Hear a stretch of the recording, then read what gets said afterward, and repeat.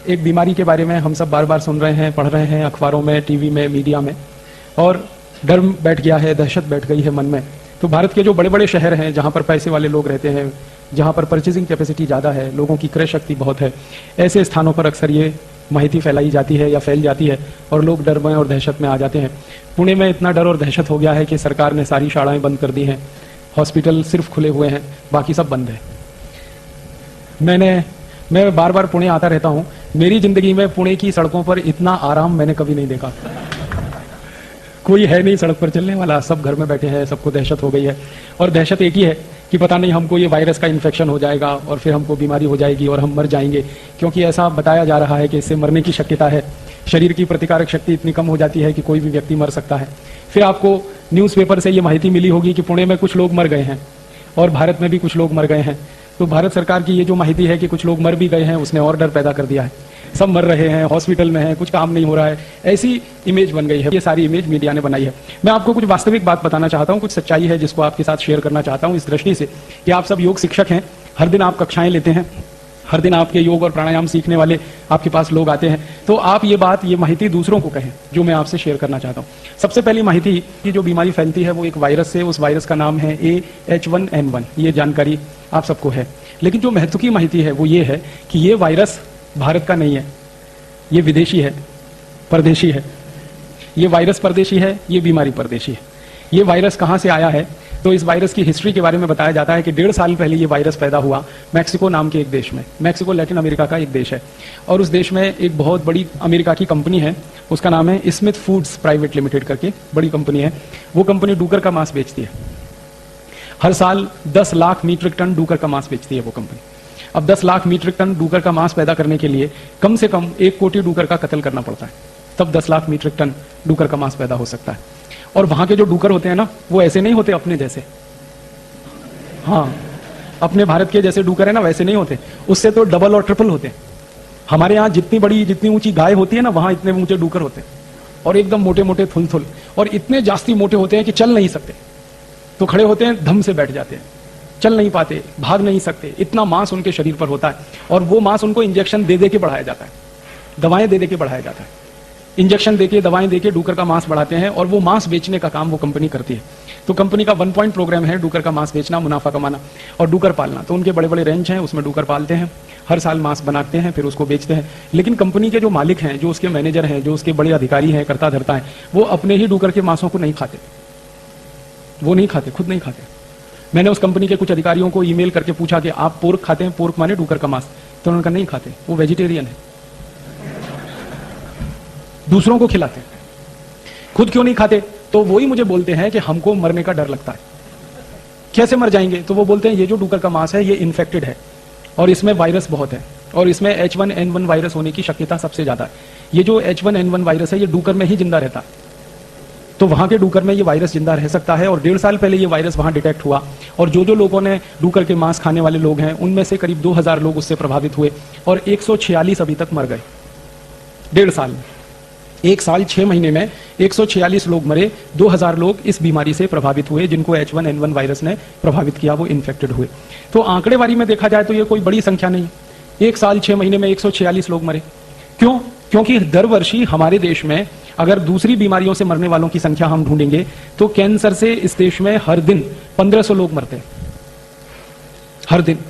और साल में कैंसर से इस देश में 40 से 45 लाख लोग मरते हैं। फिर हमारे देश में ट्यूबरकुलोसिस और मलेरिया से हर दिन 1200 लोग मरते हैं और साल में करीब 36 लाख के आसपास लोग मलेरिया, ट्यूबरकुलोसिस से मर जाते हैं। फिर हर दिन हमारे देश में 1000 लोग डायरिया और डिसेंट्री, हैजा और कॉलेरा से मरते हैं और साल में करीब 35 लाख लोग डायरिया, डिसेंट्री, कॉलेरा से मर जाते हैं। फिर हमारे भारत में बहुत सारे बच्चे हैं, लाखों की संख्या में, जो हर दिन कुपोषण से मरते हैं, जिनके शरीर में शक्ति नहीं है, ताकत नहीं है और ऐसे ही भूखे मर जाते हैं। पूरा पेट भर के उनको भोजन नहीं मिलता, दूध नहीं मिलता, उसमें मर जाते हैं।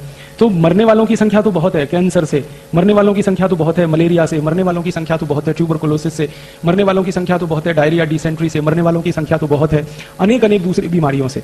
लेकिन वो बीमारियों पर हमारे देश के न्यूज़पेपर में फ्रंट पेज पे खबर नहीं आती। कैंसर से मरने वालों के बारे में कभी भी न्यूज़पेपर में और मीडिया में इतनी चर्चा नहीं होती जितनी स्वाइन फ्लू की हो रही है। ट्यूबरकुलोसिस से मरने वालों की चर्चा कभी भी इतनी नहीं होती मीडिया में जितनी स्वाइन फ्लू की हो रही है। कारण जानते हैं क्या है? कैंसर की, ट्यूबरकुलोसिस की, डायरिया की, डिसेंट्री की कोई वैक्सीन नहीं बन सकती। जिन बीमारियों की वैक्सीन नहीं बनती उन बीमारियों के बारे में मीडिया में चर्चा नहीं होती, भले उसमें मरने वालों की संख्या कितनी भी जास्ती हो। लेकिन जिन बीमारियों में वैक्सीन बन सकती है और मरने वालों की संख्या बहुत थोड़ी होती है, उसकी चर्चा बहुत होती है। कारण क्या है? जब बीमारी की चर्चा होगी तो लोगों में डर पैदा होगा, दहशत पैदा होगी।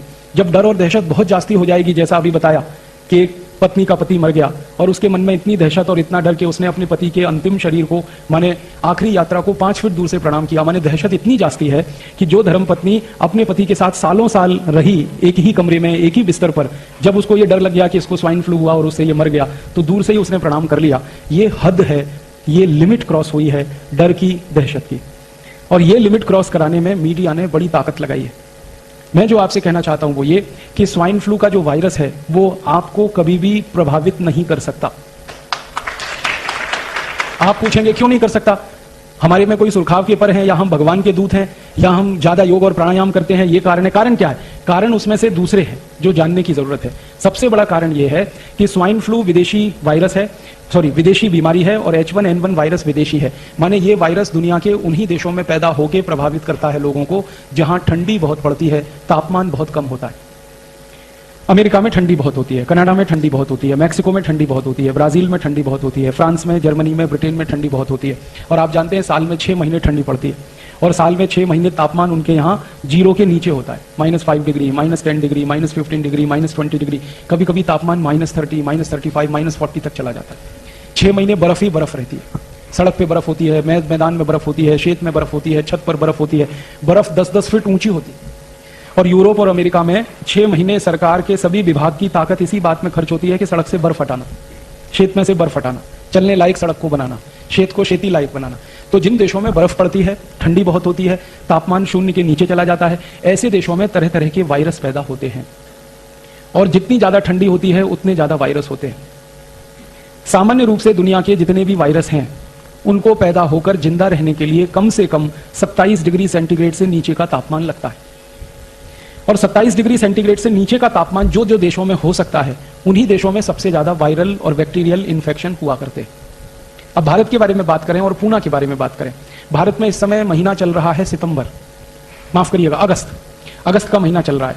अगस्त के पहले जुलाई था, जुलाई के पहले जून था, जून के पहले मई था, और मई के पहले अप्रैल, अप्रैल के पहले मार्च, मार्च में गुड़ी पड़वा से लेकर और दीपावली के दिन तक सामान्य तापमान जो होता है पूरे भारत देश में वो 34 डिग्री सेंटीग्रेड होता है, 35 डिग्री होता है, 36 डिग्री होता है। पुणे का आज का तापमान 33 डिग्री है, और अभी थोड़ी धूप ज्यादा हो जाए ना तो कल ये 35-36 डिग्री हो जाएगा। तो पुणे का न्यूनतम तापमान इस समय 34-35 डिग्री है। सारे देश का न्यूनतम तापमान इस समय 34-35 डिग्री है। 2 राज्यों को छोड़कर, हिमाचल प्रदेश, जम्मू कश्मीर और उत्तराखंड को छोड़कर पूरे देश के 28 राज्यों का सामान्य तापमान 34-35 डिग्री है। इस तापमान में कोई भी वायरस जिंदा नहीं रह सकता, मर जाता है। वायरस अगर पैदा भी हुआ तो ज्यादा से ज्यादा 45 मिनट जिंदा रह सकता है, उसके बाद उसको मरना ही है, क्योंकि सूर्य के प्रकाश में, सूर्य के ताप में, सूर्य की गर्मी में कोई वायरस जिंदा नहीं रहता।